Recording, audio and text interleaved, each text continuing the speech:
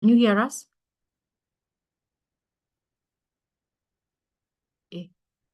What's happening in interpretation today? Josephat and Dorothy, please confirm you can hear us. We need to start. Or give a thumbs up.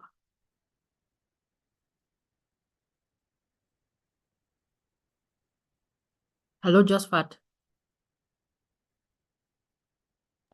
Yes, we can hear you, Josephat. We can hear you.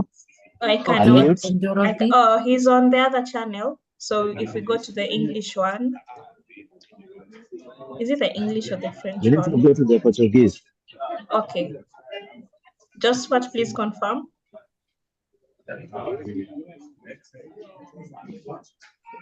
I can't hear anyone. Yes, I can hear in the French. I just switched back to Portuguese. Josephat, please confirm before we let him go. We're running late.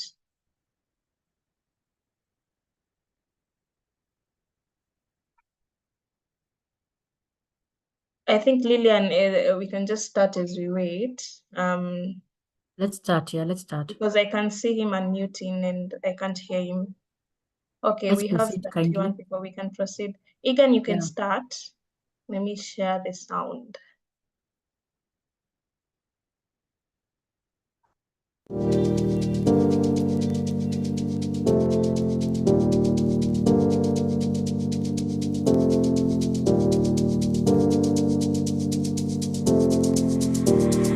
Anegwa modhe koragwa mwaki Aniachere tati akohike Anyala mosia dia korakara Nakera kara weda otaga No, no, no, damire Manake, no, no, no, damire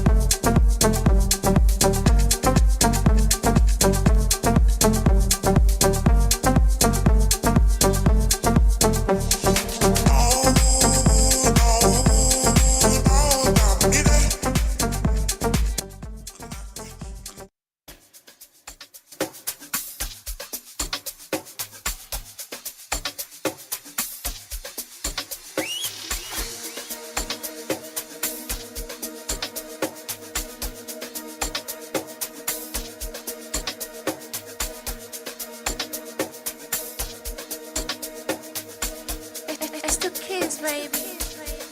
Maskosho ingenkinga Sekukubalisela How'd you? Maskuphulimiswa Kwezombie. Sukumisa umzimba Maskosho ingenkinga Sekukubalisela Maskuphulimiswa Sukumisa umzimba Koma sava, koma sava, nana. Aye sava, aye sava, nana. Comment ça va? Comment ça va? Comment ça va? Comment ça va? Aïe, ça va. Aye sava, Aïe, ça va. aye Aïe, ça va. Aïe, ça va. koma sava.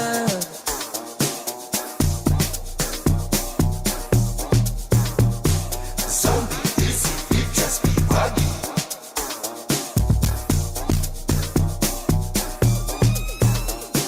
Zombie, easy, you just be buggy. How are you? Unjan, ¿cómo va? Habari gani? Ni hao. Assalamu alaikum. ¿Cómo estás, amigo? Namaste. ¿Cómo ça va? Comment ça va? Comment ça va? Comment ça va? Aïe, ça va. Aye sava, Aïe, ça va. aye Aïe, ça va. Aye Aïe,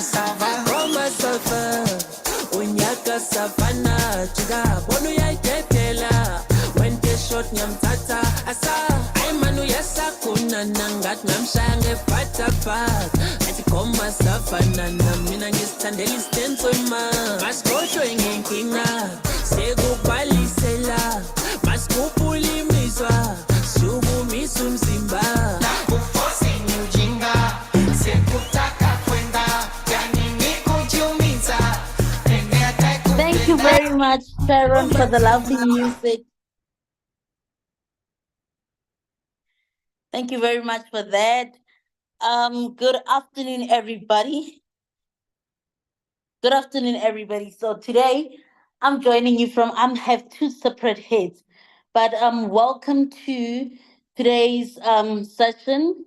So I'm just gonna introduce it briefly. But before I do that, as Lillian mentioned, please write your name, the name of your country, but not the name of your country, but the flag where you're flying from. And before we introduce the session, I have few housekeeping rules. Rule number one, please make sure that your mic is muted at all time. You can show your video because we want to see your lively face where you're joining us from, and also for translation purposes. At the bottom, there is translation. So you choose either if you're Plafonte, you choose your French. If you speak Portuguese, you can also choose Portuguese. But if you are like me, you speak English all the way, even though you're learning other languages, you can join on the English channel so that you will be able to hear and converse with us as we go through the session. So, as I've said before, my name is Lerato Lahamurulana Skogolo Savarolong Hadia Satlana Gargamasugana, all the way from South Africa, but recognizes as a global citizen. My pronouns are her or she, and as the host with the most, I would like to welcome you guys to Addressing Climate Change, the Reasons to Pay Attention webinar in partnership with AFRIEN, UNFPA, and YACT. So I'm not alone as usual. You know, I'm with Shadrach and the beautiful, the awesome, talented young person, all the way from, you will know when she introduces herself, but her name is Juliana. So they will be our leads for the masterclass today. You know, we bring information all the time, and climate change these days, not these days, it started a long time ago, has started, you know, has shown there are repercussions that we are seeing. We are having snow in the south. There are cyclones. There is a lot, and it's cross-cutting. It's also causing challenges when it comes to our sexual reproductive health and rights, but also our development as developing countries, but not only as developing countries, but also as young people that will be the leaders of today and also the leaders of tomorrow. So without wasting any time, because you know I like sharing information. I mean, I'm the walking library. I'm going to introduce quickly Shadrach, who will be sharing what are the repercussions of not taking climate change into account. What are the repercussions of throwing that paper into the ocean? What are the repercussions of us, you know, not taking care of our environment? What are the repercussions of us polluting water? You know, what are the repercussions that entail when it comes not only to SRHR, but also the development of the countries, also, you know, the globe as a whole. So Shadrach, Karibuni Sana, please take us through. You have 20 minutes. So please, I want the young people also to be part and parcel of the session so that they can engage with you. They can, I know that they have questions. Suguti, you know, how can I be part and parcel of ensuring that the world that we live in, it's restored and goes back to its original, you know, position, because it's basically possible. If, I mean, you could get back in shape. If you feel that you're out of shape, it's possible for us to get back the world into its order. So without wasting any time, guys, help me to welcome Shadrach John all the way from Tanzania. So karibuni, Shadrach, and over to you.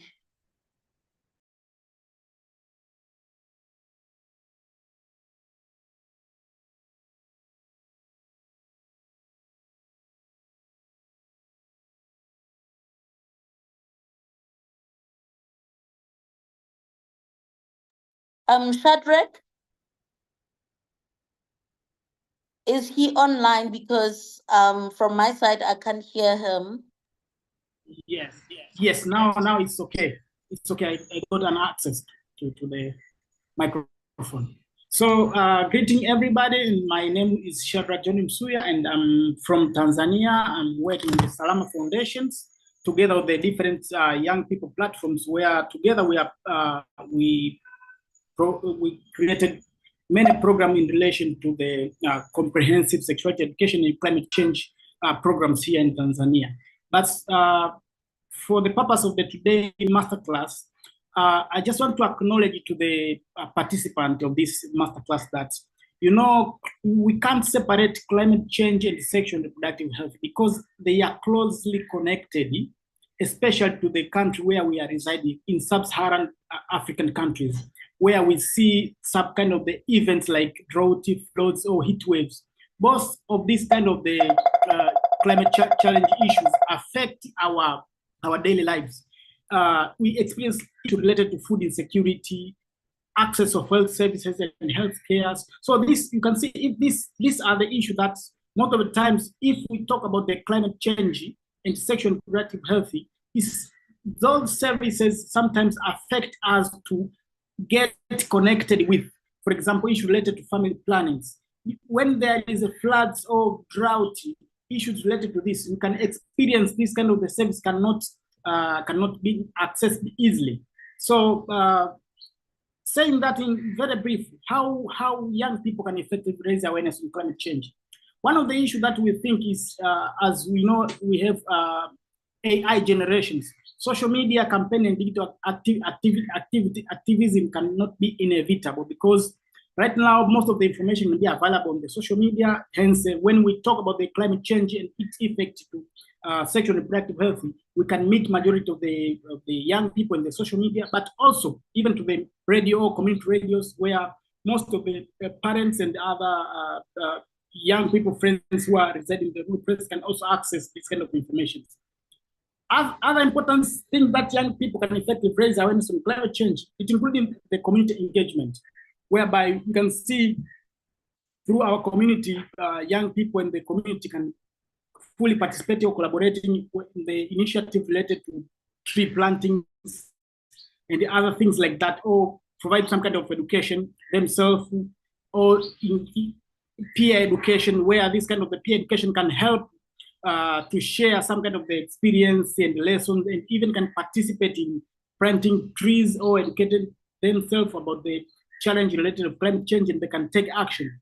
On the issue related of advocacy and lobbying is another important aspect where young people can participate fully, because, you know, if we can have an influence, or we can create a lobbying opportunity where we can convince the government to review some of the policy that can be integrated to the sexual and reproductive health needs, we can be able even to advance and made it possible to access, to prevent the impact of climate change in our countries, especially in sub-Saharan Africa.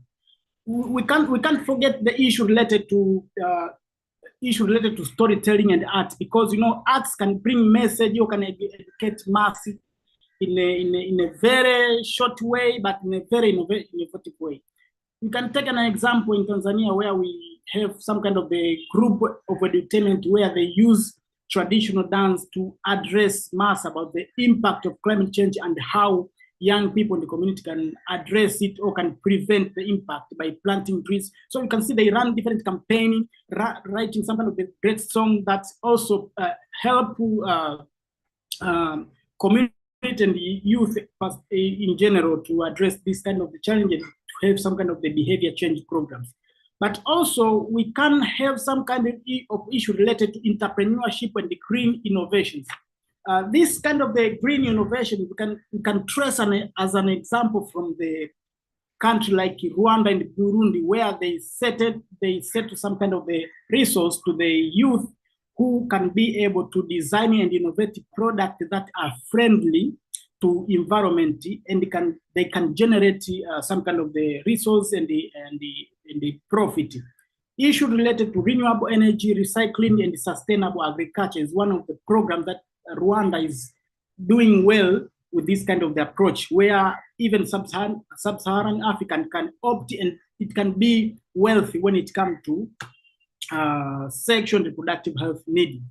But we can also tracing, or we can connect this issue in relation to intersection of climate change and ICPD 25 plus challenges, whereby we know that when we talk about the International Conference on Population Development, we always talk about the gender issues or gender equity, sexual and reproductive health, and youth empowerment. Mention those of things, we can't neglect climate change, where it possesses serious challenges that could undermine the implementation of this kind of the ICPD 25 commitment. So how can we understand whether this integrate with the ICPD?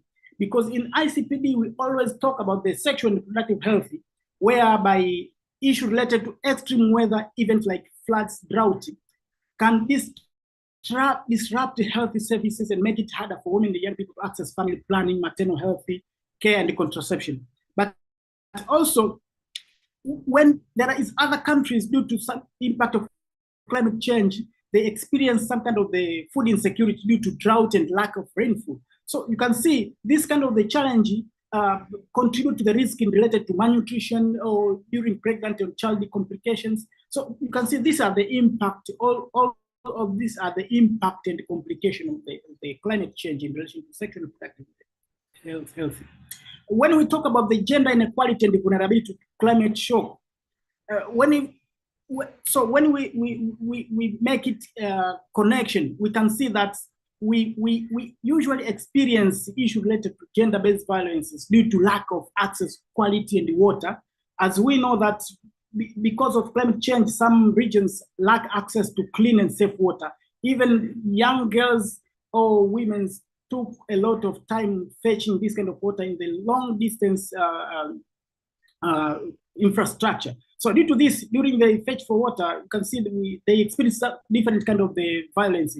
And this made us to see the benefit of including gender, climate change, and the ICPD 25 commitment, where if we can be able to solve issues related to access of clean and safe water in our society, we can be able to even to reduce the challenge of the gender-based violence. But we can't forget issue of the what can we say, a biomass consumption. We know that our sub-Saharan Africa, most of the women and children, sometimes they use 90% of the charcoal and the firewood for the domestic use or for domestic cooking. But when we are able to address, to being able to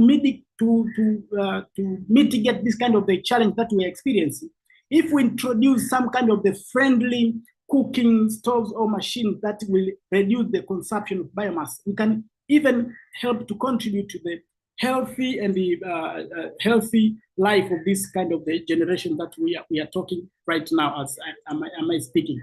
But issue related to youth employment and climate migrations is also affecting the challenge as a challenge, because the climate change reduces agriculture productivity and increasing youth unemployment and forcing many young people to migrate from one place to another to search for opportunity. So you can see how the impact of climate change force a migration among young people in sub-Saharan Africa, only to search opportunity due to this kind of the impact. But also, maybe to wind up as time goes on, how youth can lead a strategy to address climate change and ICPD 25 issues as climate change and the SRH is concerned. Number one is like when we are able to integrate sexual and reproductive health right into climate adaptation plans, we can be able to advocate how youth themselves, or in collaboration with the national or international stakeholder, can create a dialogue or environment where the framework can be refined and make it friendly for them to create a good environment that will help to improve or to promote the climate justice in our regions where we are coming from. But another thing is about we can be able to promote the gender responsive climate actions, where our designing programs can include to raise awareness and promote linking between the gender, SRHR, and climate change, where interventions like how to control, to make afforestation programs, or promoting the friendly policy that providing a great power when it comes to women's development and young girls empowerment programs. This can be able to push the agenda of preventing gender-based violences whenever we talk about the climate change. But another issue is related to global platform and the ICPD monitoring, where through this kind of the challenge that we experience, it's an opportunity for the international partners and national and international partner to influence discussion by allowing community or young people to participate in different platforms such as ICPD monitoring process and the conference of parties, whereby there is a kind of the negotiation where young people, they can probe agendas, different agenda related on how to prevent the more impact on climate change while addressing sexual and reproductive health as a solution, and they try to come up with a tangible solution that can create a world free of climate problems. Saying that, I submit to you, facilitator, for the progress. Thank you so much. Thank you very much, Shadrach, for that. So if there's anybody, any of you who has any questions, please put them in the chat box to make sure that we answer fully. Even if it's it's a comment, don't make a mistake of keeping it to yourself. Please share it with us. So without wasting any time, I see somebody is saying la presentation interesting, which means that the presentation was interesting to see how SRHR, gender-based violence, and other issues are cross-cutting when it comes to climate change. So I'm not going to dwell much into that because I'm waiting for comments and questions on the chat box. I'm going to hand over right now to Juliana Marcos, all the way from Mozambique, who will be sharing also with us the, when it comes to SRHR, its impact on SRHR and gender equality, and how we can ensure that when we speak about issues of climate change, we include everything that has to do with SRHR and gender equality. So, Juliana, over to you.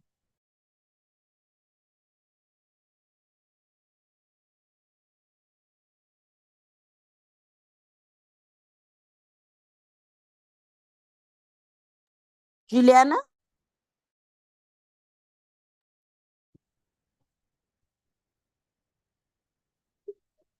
Hello, thank you so much, Majestic Lorato, for this opportunity. Thank you so much. Greetings for all from Mozambique. It's an honorable opportunity for me. And before we move for the next session, let me just first, I would like to ask you all, each of you, to immerse yourself in the context of climate change on behalf of all the people who have suffered harmful impacts from climate change. So let's move.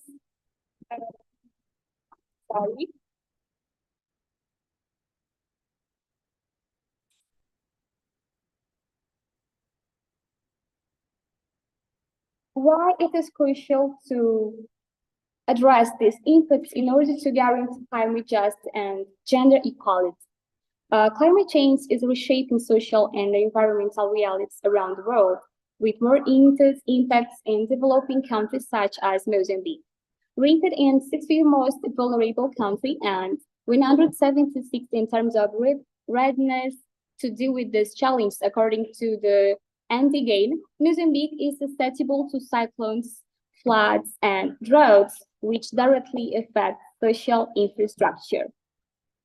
And Mozambique has an extensive coastline of around 2,407 kilometers and is among the African countries most affected by climate disasters. Since the beginning of the 21st century, the country has suffered several extreme weather events, including the devastating cyclone Idai in 2019, which affected around 1.85 million people. Disasters of this nature damage not only social infrastructure, but also health systems and livelihoods, leading existing inequalities, especially for women and girls. Let's talk about the impacts on rural communities. It reduced, of course, the food security and unpredictable harvests, and also water scarcity. But the worst hit areas included the province of Sofala, Zambezia, and Tete, where population concentration and dependence on agriculture make the population highly vulnerable. Around 1/3 of Mozambican population lives in coastal areas, making this region particularly vulnerable to coastal erosion and flooding. These events resulted in thousands of deaths and also further displacement affecting food security and public health also. It is estimated that 91 health centers were seriously damaged and destroyed, interrupting the supply of essential services including maternal and neonatal care, family planning, and also the treatment of chronic disease. Is that now is the time to talk about the impact on sexual and reproductive health and rights? You know, climate change directly affects the SRHR of women and girls, exacerbating in Mozambique, which is already precarious health infrastructure. And according to United Nations Population Fund, approximately 91,000 pregnant women were directly affected by Cyclone Idai, many of whom lost access to antenatal care and safe delivery also. Let's talk about early pregnancy and early marriage. During and after disasters such as the prolonged droughts and floods, vulnerable families resort to early marriage as an economic survival strategy. And in Mozambique, the child marriage rate is already high. We are talking about 48% of girls marry before the age of 18, and climate events tend to exacerbate the scenario. And the destruction of roads and bridges during the floods and cyclones isolates many communities, making access to medical care even more difficult. About gender inequality and climate change. Women in Mozambique face structural inequalities that make them more vulnerable to climate disasters. Social responsibilities such as caring for the family and researching for water and food fall disproportionately on them, increasing their exposures to various hazards. Mozambique has also been facing an increased and prolonged droughts which affect the southern and central regions of the country. You know, in 2016, the country faced one of the worst droughts in decades due to the El Niño phenomenon, with 2.3 million people suffering from severe food insecurity. The same phenomenon that hit the country at the beginning of 2024 now places around 33% of Mozambicans on the verge of food insecurity. Let's talk about the cultural and social factors that hinder women and girls' access to SRHR service in the context of climate change. Let's talk about gender-based violence. You know, in crisis, gender-based violence increased. In Mozambique, there was a significant increase in cases of sexual violence in temporary shelters after Cyclone Idai due to a lack of adequate protection and supervision. UNFPA reported that, on average, 1 of 5 women in disasters-affected areas face some form of gender-based violence. You know, climate stress is the impact of climate change on women's and in mental health, particularly in situations of displacement and loss of livelihoods. But we have also challenges for sexual and reproductive health and rights. The link between climate crisis and the increases in case of depression, anxious, and other mental health problems in women affected their ability to access sexual and reproductive health and rights. Talking about the social, cultural, and traditional aspects of Mozambique society, it defines women's position in society in system of family organization, namely patrilineal in the south of the country and matrilineal in the north and center of the country. These two systems dictate the ways in which women and men are socialized and consequently their positions in society. Other relevant cultural aspects and parts of the tradition include lobolo, polygamy, early marriage, initiation rites, and widow purification rituals, among others. Talking about initiation rites, it teaches women to be obedient, submissive wives, and how to please their husbands or men. It is important and continues to be one of the privileged ways to passing on the most secret knowledge of our culture. Therefore, the wealth of cultural values transmitted to girls in some communities are perpetuated through these rites.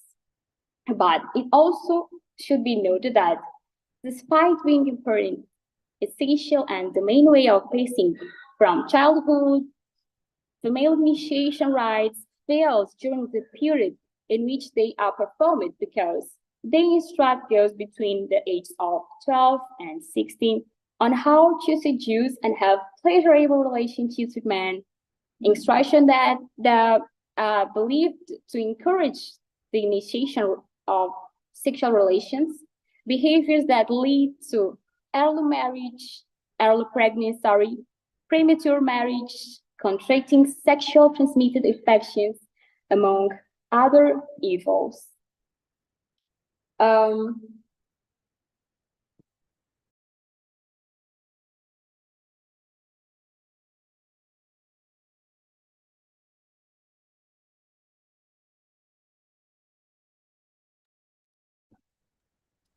Juliana, are you still here? I'm here, Lorato. I'm sorry. I'm here. Let's go back. In Mozambique, in addition to lobolo, both in patrilineal and matrilineal communities, there are other practices that, in the name of the culture and tradition, reinforce the subordinate and submissive status of women. These practices also reveal the problems of gender inequality that women are victims of. For instance, polygamy is a system of family organization, in which a man has several wives at the same time. And in other African countries, it is practiced also regardless of religion, ethnic origin, or socioeconomic status.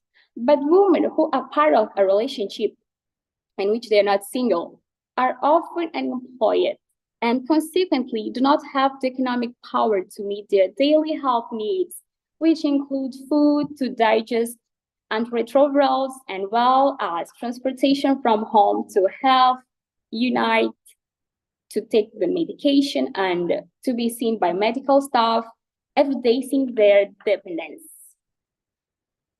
Talking about the initiation rites, there's an aspect to consider as negative. Is the areas where initiation rites are practiced, which normally occur at the beginning of the puberty for boys and girls both. The matrons believe that it's easier for children to learn as early as possible rather than waiting for each child to reach puberty. They prefer to take their children at the age of 12 for initiation rites, which lasts 7 days for girls and 30 days for boys, because it is expensive. It's a short time since the children are taken to a forest and then stay in a house where the parents have to pay for their clothes and other necessary items.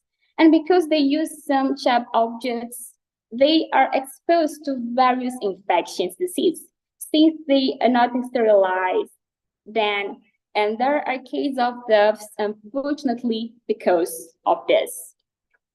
Let's talk about cultural and religion beliefs. It influences on health choices. Cultural beliefs can dictate attitudes toward contraception, family planning, and reproductive health, often resulting in restrictive practices that limit women's access to necessary service. The issue with initiation rites lies here. By teach girls how to become sexually active too early, they do not teach about sexual protection or family planning methods, They only teach girls how to give pleasure to men and give them children. Misinformation and myths. There is a lot of misinformation in communities because this SRHR is rarely discussed in families, particularly in rural areas. Sex and sexual health are not talked about, and this is considered as a taboo. Let's move to the psychology impact. We have mental health challenges. Okay, the stress and trauma associated with climate change related crises can impact mental health, which may hinder young people's willingness or ability to seek SRHR service. We have also stigma and isolation. Young people may feel isolated and stigmatized in aftermath of crisis, making them less likely to seek information or support for their sexual and reproductive health needs. We have also economic constraints, financial strains on families. We have economic instability caused by climate change, which can limit families' ability to prioritize healthcare, including also SRHR service for their youth. We have also employment and disruption. Young people may struggle to find stable employment due to economic upheaval, affecting their ability to afford healthcare service. But what about the psychological toll of disrupted SRHR service during climate-related crises? This is a good topic, and I'm very glad to talk about this. First of all, we have here increased anxious and uncertainty. Youth may have the fear of the unknown. Natural disasters and climate crises create an environment of uncertainty. Women and girls may experience heightened anxious about their health, safety, and future, especially if they are facing unplanned pregnancies or health issues. We have also health concerns. Disruption in sex contraceptives, prenatal care, and STI testing can lead to fears about unplanned pregnancies and sexual transmitted infections, further compounding anxiety. We have also the trauma from violence. Someone who in this situation can feel unsafe because of the breakdown of community structure and social support system can create feelings of insecurity and also helplessness, making women and girls more vulnerable to violence and exploitation. About isolation and stigmatization, we have the loss of support networks. Displacement can result in the loss of family and community support system. Also, women and girls may feel isolated, exacerbating feelings of loneliness and despair. We have also Juliana, yes, dear. please start wrapping up. Okay. Okay, moving on. We have also the impact of identity and self-esteem. Reproductive health issues can face experience of infertility or complication related to reproductive health can significantly impact a woman's or girl's sense of identity and self-esteem. Let's talk about how other factors such as disability or rural-urban divides intersect with gender to affect SRHR and climate vulnerability in Mozambique. Larato, please, could you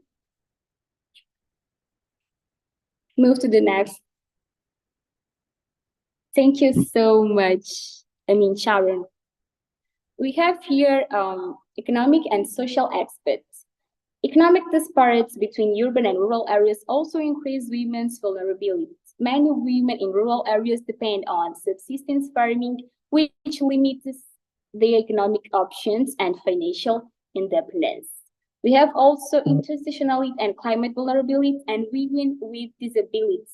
which face additional challenges. During natural disasters, lack of accessibility and transportation can hinder their evacuation and access to medical services. Moving on, we have climate justice in Mozambique, the importance of gender equality in climate response. First of all, climate change refers to the approach that recognizes that the effects of climate change are not uniform, painting vulnerable groups such as women and poor communities the hardest. Women, especially in rural areas, face greater exposure to environmental risks such as droughts, floods, and cyclones, because they depend directly on natural resources for its existence. Women in poverty are more exposed to the impacts of climate change due to their dependence on activities such as subsistence farming and domestic water use. About integrating gender into global climate justice policy, I want to say that we must look for training for women in climate resilience and promote training programs to increase women's knowledge of adaptation practice, and also implement strategies that consider and address cultural barriers, promoting education women's and empowering and accessibility of health service. Also raising awareness in the community and involving women in health decisions are crucial steps to ensure that their needs are met. Let's talk about empowering communities. We have here financial independence and saving drive recovery from climate shocks. We have here a story about Sonia Gonçalves, which is 20 years old, and also with 9 other girls. They opened a hair salon in the Magavelas district in Nampula province. The group of young women received support from O Favela, a civil society organization in Spotlight Initiative Partner Network, which trained them in business management, saving strategies, and new trade, and also provided them with the material they need to start their business. Could you please move to the next slide, Sharon?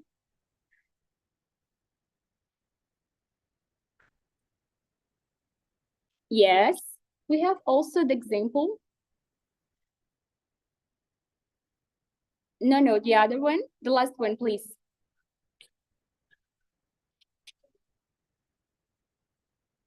Okay, concluding, climate change represents a multifaceted challenge for Mozambique. Disproportionately affected women and girls. Climate adaptation policies need to recognize and address the specific sexual and reproductive health needs and rights of women, promoting a more equitable and inclusive response. Only with gender-sensitive approach will it be possible to effectively mitigate the impacts of climate change and promote sustainable development in Mozambique.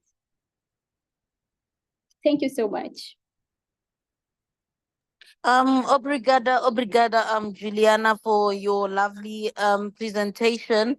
So as I've said, if you have any comments or questions, please add them on the chat box. So before I bring in Lillian to just give us a snippet of the entire conversation, I just want to go through the chat and welcome everybody. I see you guys are flying your flags, telling us that you have people from Eswatini, South Africa, Lesotho, Tanzania. And I see Makema Potleli saying that the discussion was worth very sharing. And Andrew is saying that thank you for the good presentation that has highlighted key areas in as far as climate change is concerned among the youth. And, yes, it concerns us because we are the next generation. We are the ones who are supposed to preserve the planet, because this is our home. We have nowhere to go. So Yasifa Menta is saying, I think flooding and drought are the most devastating effects of climate change, which mainly affect young moms with full responsibility for caring for children. What can we do as young people suffering from such problems to voice those voiceless suffering young people? So to my speakers, this is a question to both of you, that what can we do as young people suffering from such problems to, voice it out and speak for the other young people when it comes to issues of floods and drought. Sorry. So Shadrach and Juliana, that's the first question. And the second question is that how much do traditional cooking methods like using firewood contribute to global carbon emission? I think that one I'm going to give it to you, Shadrach, to respond to that. And to you, Juliana, the second question is how can the government change the situations and what tools do they need? Because you know, the tools needs to come up the solutions need to come from us. So the last question to Shadrach is that it's from Stephen Shiko is saying that most of the solutions are kind of textbook, especially for rural and poverty community stricken. So what solutions can you bring to the poverty stricken people? And how we can ensure that all the people in that diversity, whether you are rich or you don't have enough in your pocket, how can you come up with solutions? So if you could get one solution from you. And one comment, so while you're thinking about those responses, I'm just going to go quickly over through the comments from Erastus is saying, it's clear that Africa contributes the least to global emission, yet we feel the worst effects of climate change. Very profound. This shows that Africans are not responsible for climate change. Instead, it's industrialized countries like the United States that for Africa to keep fighting for climate change, we need financial support, and that support should come from countries that produce the most emissions. But Erastus, which country will say we are the ones, or which continent will say we are the ones that are producing so much emission? The West must provide us with funding to help with the adoption and mitigation efforts. African countries shouldn't have to use their own national budgets to pay for climate initiatives. I hear you, but this is a conversation that I think we also need to continue to have, that if we're saying that countries that are producing, how much is too much emission, and how do we measure that? How do we know? What if we in Africa, when we are banning things, we are literally, so I'm going to hand over right now to Shadrach to respond to those questions. So over to you, Shadrach.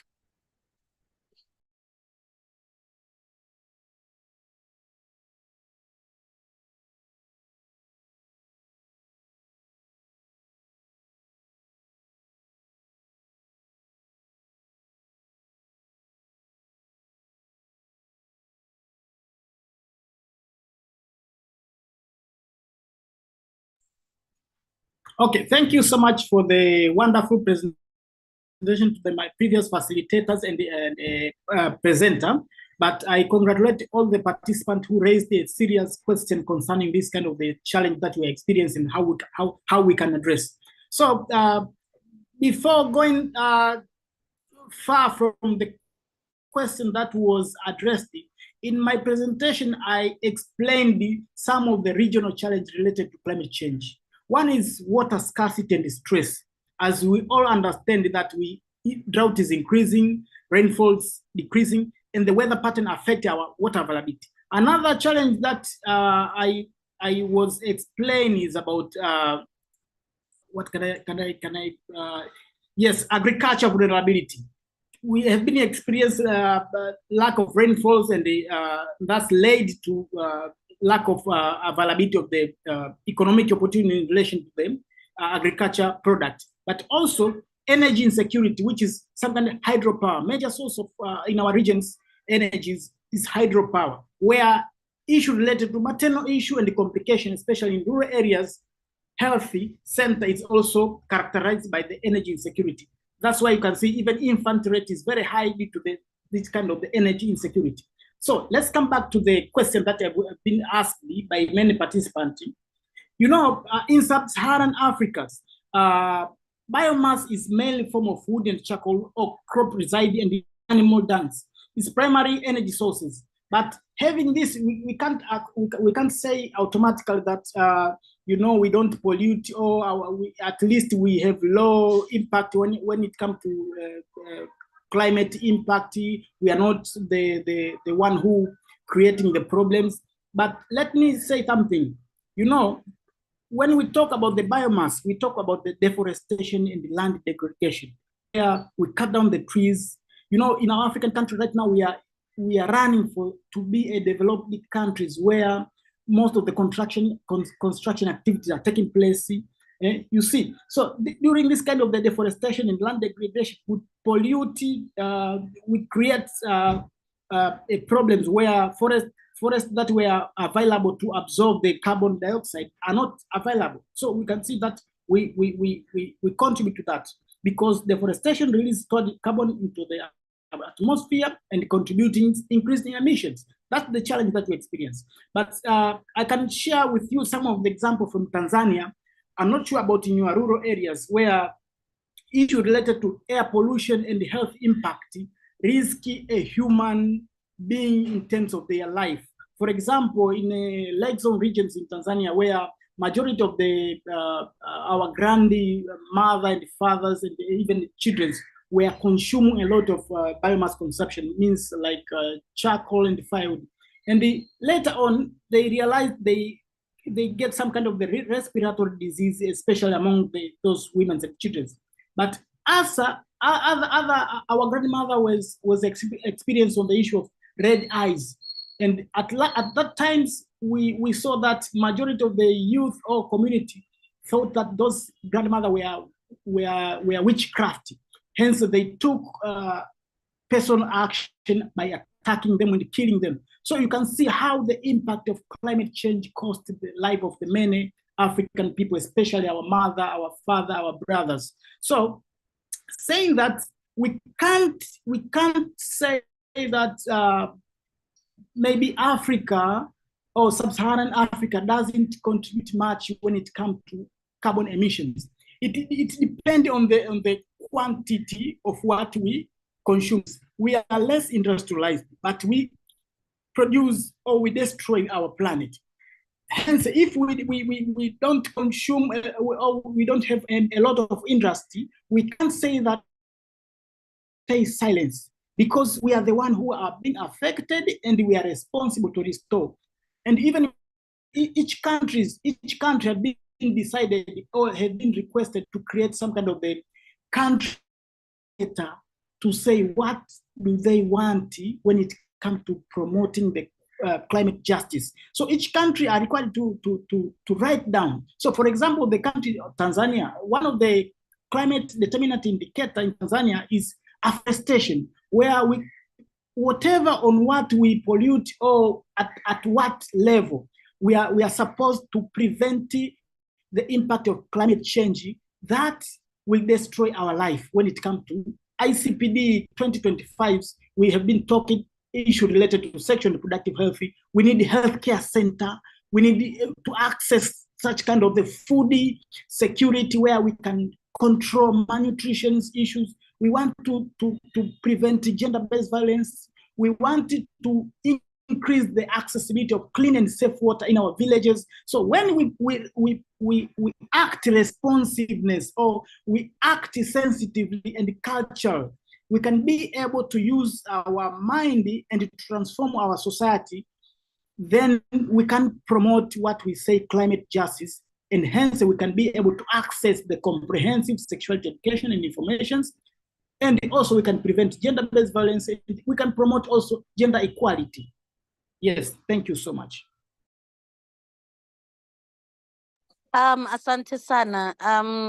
Juliana, in 2 minutes, because we don't want to be over time, 2 to 3 minutes, your responses to the questions.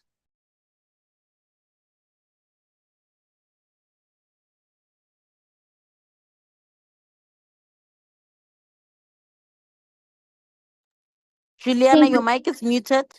Okay, thank you so much. I was about to ask you to unmute my audio. Well, I would like to answer the second question for now, being very quickly.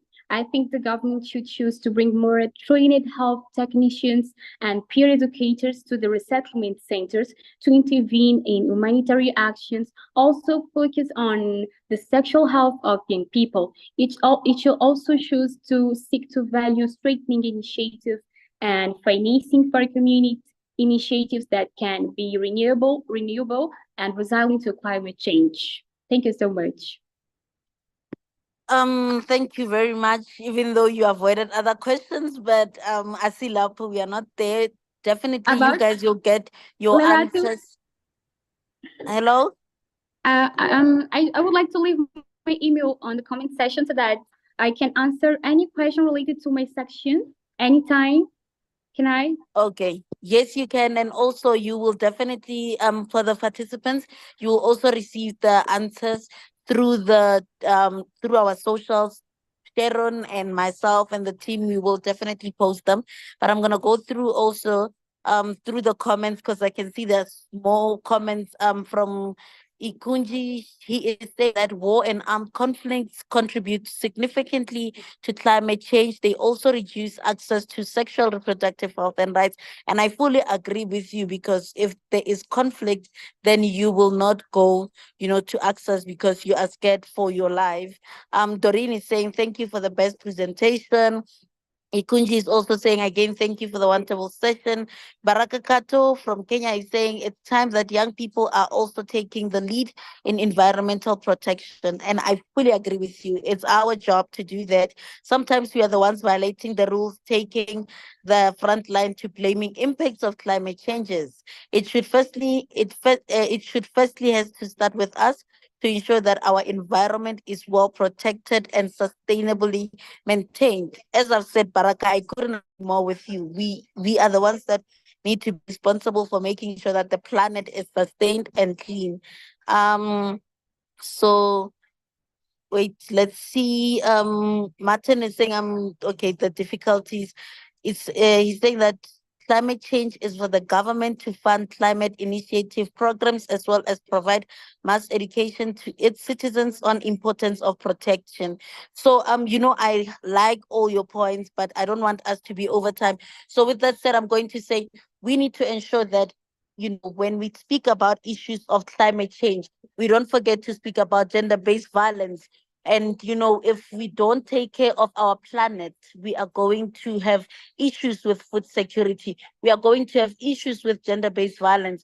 We are going to have issues with mental health, sexual reproductive health and rights. And we need to centralize HIV research to ensure that, most of the work that we are doing, we don't have young people that are infected or are reinfected because of the issue that, we are having of not communicating or fighting as young people. We need to fight enough for our climate. We need to fight enough for our economic issues. And we should stop depending on the West as Africa, because we should stop depending on the West for Africa, because our issues, it's our issues. We are a family as Africa, and whatever that, impacts us, it stays in Africa. The West, they have their own issues, they sort out their own issues. So with that said, thank you very much, guys, for joining our session today.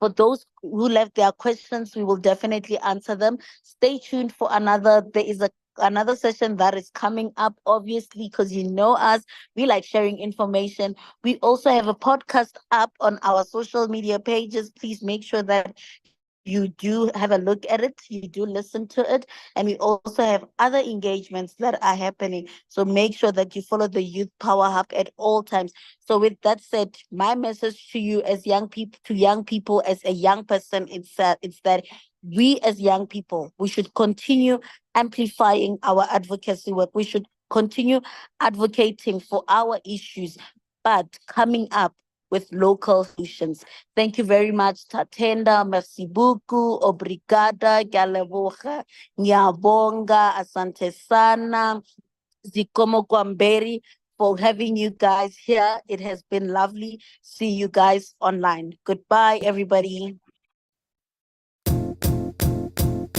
It might seem crazy what I'm about to say. Sunshine, she's here, you can take a break.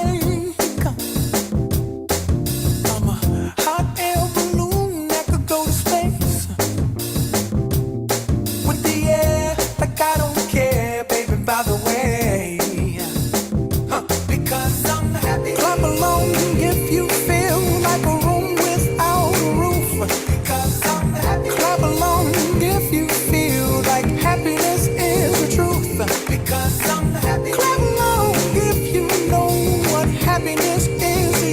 because I'm happy. Clap along if you feel like that's what you want to do. Here come bad news, talking this and that. Well, give me all you got and don't hold it back. Well, I should probably warn you, I'll be just fine. No offense to you, don't waste your time. Here's why. Because I'm happy. Clap along if you feel like a room without a roof. Because I'm happy. Clap along if you feel like happiness is the truth. Because I'm happy. Clap along if you know what happiness is to you. Because